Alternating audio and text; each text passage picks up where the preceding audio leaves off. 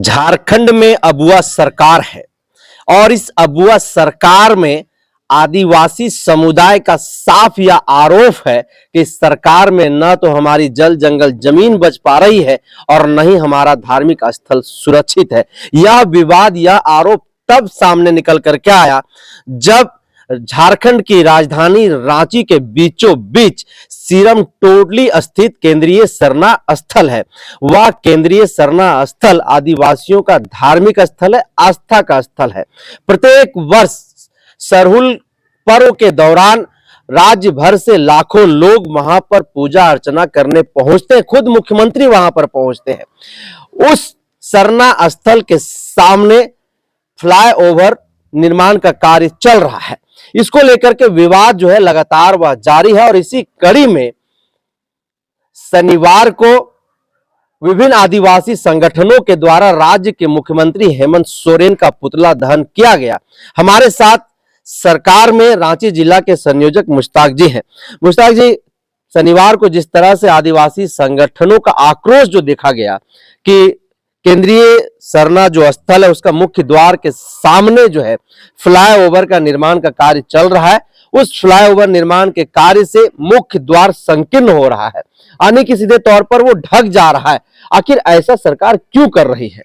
देखिए, सबसे पहले तो मैं आपके चैनल के माध्यम से बता देना चाहता हूं, जोहार करते हुए, कि माननीय मुख्यमंत्री श्री हेमंत सोरेन सबसे पहले आदिवासी हैं, उसके बाद मुख्यमंत्री हैं और आदिवासी होने के नाते वो इस बात पर हमेशा गंभीर रहे हैं कि आदिवासियों के हक अधिकार, उनके धर्म स्थल सरना स्थल पर किसी किस्म का कोई अतिक्रमण ना हो, किसी किस्म का कोई कमी है तो उसको दूर करने की कोशिश करते हैं। रही बात जिस सरना स्थल सीरम टोली की आप बात कर रहे हैं, तो जब से माननीय मुख्यमंत्री ने उसके ऊपर अपनी नजरें लगाई उसके बाद से हमको लग रहा है कि कोई मुख्यमंत्री वहां जा रहा है, चाहे वो सरहुल का मौका हो, करम का मौका हो, हर वक्त माननीय मुख्यमंत्री वहां जाते हैं। वहां पर सुंदरीकरण का काम भी माननीय मुख्यमंत्री के द्वारा ही किया गया। इसके अलावे जो बिल्डिंग फंड और दूसरे मद में माननीय मुख्यमंत्री के द्वारा दिया गया और काम हो रहा है, और काम में अगर कहीं कमी बेसी है तो उसको देखने के लिए भी सरकार गंभीर है और वो उस पर संज्ञान में है सरकार के, और सरकार गंभीर है। रहा सवाल कल के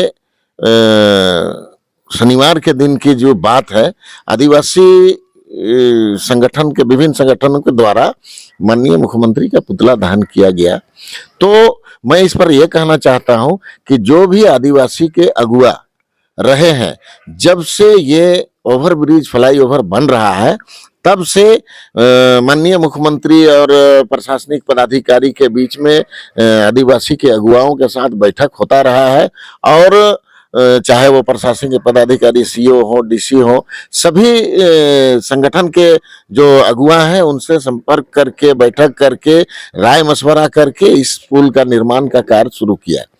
ये पुल जो है वो आप और हम सारे लोग जानते हैं कि अगर ये पुल कंप्लीट हो जाता है फ्लाईओवर, तो ये मील का पत्थर भी साबित होगा। रही बात सरना स्थल के अतिक्रमण की, तो अतिक्रमण जहां है उससे सरकार पहले भी बात की है, पहले बात करके ही इसको किया, आज भी बात करने के लिए तैयार है।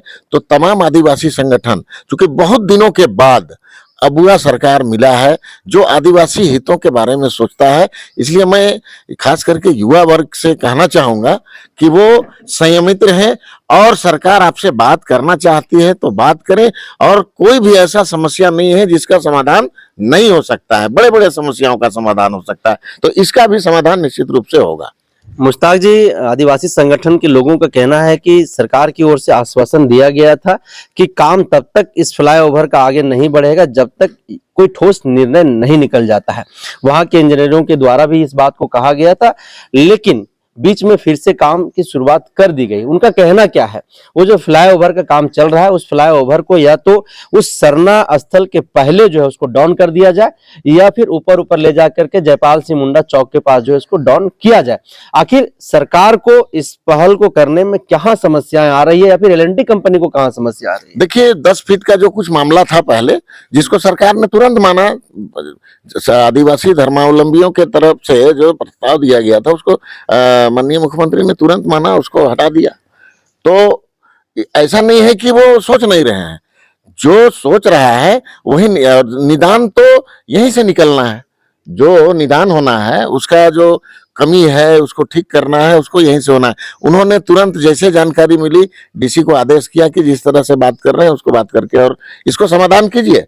अब रहा सवाल कि ये मामला थोड़ा आगे हो गया। सरकार जिस तरीके से झारखंड में अपने पैर पसार रही है, जिससे विरोधियों को तो तकलीफ होगा ही होगा, और ये विरोधी जो है वो एन केन प्रकार इसको बदनाम भी करने की कोशिश करेंगे, तो इसमें कुछ दिक्कू लोग भी घुस जाएंगे। तो इस तरह के लोगों से सावधान भी रहने की जरूरत है।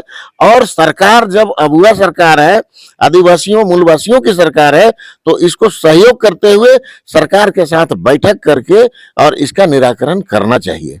तो क्या सरकार, सीधे तौर पर आप सरकार के पदाधिकारी हैं, सरकार आपकी है, क्या आप लोग इस बात को मानने के लिए तैयार हैं कि जो आदिवासी संगठन के लोगों का कहना, उनका जो धार्मिक स्थल की बात है उसको निराकरण कर दिया जाएगा, वो जो ब्रिज का काम है वो उस पर जो है काम हो जाएगा? देखिए, मैं शुरू में भी कहा कि सरकार के मुखिया जो हैं वो इस बात पर शुरू से गंभीर हैं कि किसी किस्म का कोई भी मामला ना हो, और वो इस दिशा में अग्रसर भी हैं। रही सवाल बैठक की, तो एक बार पहले पहल तो कर लें, बैठक कर लें। बैठक के बाद जो नतीजा निकलेगा वो निश्चित रूप से सबको मान्य भी होगा, और जो ओवरब्रिज जो है जिसको संगठनों के द्वारा कहा जा रहा है कि पीछे कर दिया जाए या आगे कर दिया जाए, तो ये करने की चीज है, ये हो सकता है। तो क्या लग रहा है कि जो तस्वीरें आप लोग देख पा रहे हैं, कुछ लोग जो हैं उसमें अपनी राजनीतिक भविष्य तराशने में लगे हुए हैं, या फिर कुछ लोग आदिवासियों को गुमराह करके उन्हें आगे करके जो है आपस में लड़ाने की जो है वो कोशिश करवा रहे हैं, मुख्यमंत्री को बदनाम करने की साजिश रच रहे हैं? क्या कुछ आप लोग देख पा रहे हैं अपने नजरिए से? निश्चित रूप से जब विपक्षी दल हर तरह से हताश हो जाए तो कई तरह के हथकंडे अपनाती है। इसमें नो डाउट कि इसमें भी घुसी होगी, और सरकार को बदनाम करने के लिए हथकंडे भी अपना सकती है। तो इससे यहाँ के आदिवासी समुदाय के लोगों को खासकर मैं कहना चाहूंगा कि उससे सावधान रहें और किसी किस्म के अफवाह से बचें। और सरकार से, जब सरकार पहले भी बात की है, आज भी बात करने के लिए तैयार है, तो कोई रास्ता निकाल करके और बात करके और रास्ते का हल निकाल लें। तो हमारे साथ मुश्ताक जी थे, जिसको आप सुन रहे थे। सीधे तौर पर सरकार आदिवासी संगठन के पदाधिकारियों के साथ बातचीत करने के लिए तैयार है। जब वो चाहे सरकार उनके साथ बातचीत करेगी, हेमंत सोरेन उनके साथ बातचीत करेंगे, और इस समस्या पर बातचीत करने के बाद जो भी सामने नतीजे आएंगे उसको पहल करने की भी पूरी कोशिश की जाएगी। फिलहाल आदिवासी संगठनों से यही अनुरोध है कि वो जल्दबाजी नहीं करें, किसी के बहकावे में आकर के कोई ऐसा निर्णय नहीं ले जिससे आपस में ही हम लोगों की जो भाईचारगी है, जो सौहार्द है वो बिगड़े। और हम लोग विश्वास दिला रहे हैं कि वो सरना स्थल जो है वो हमारा भी आस्था का स्थल है। खुद मुख्यमंत्री वहां पर पूजा अर्चना करने के लिए पहुंचते हुए तो खुद उस मुद्दे पर गंभीर है, और वो भी चाहते हैं कि हमारा वह जो सरना स्थल है वो उसी तरीके से सुंदर रहे, उसी तरीके से साफ सुथरा रहे। उसका मुख्य द्वार की जो मांग है उस पर भी हम लोग पहल करने की पूरी कोशिश करेंगे। फिलहाल इसको यहीं पर करते हैं समाप्त। दीजिए इजाजत। जोहार।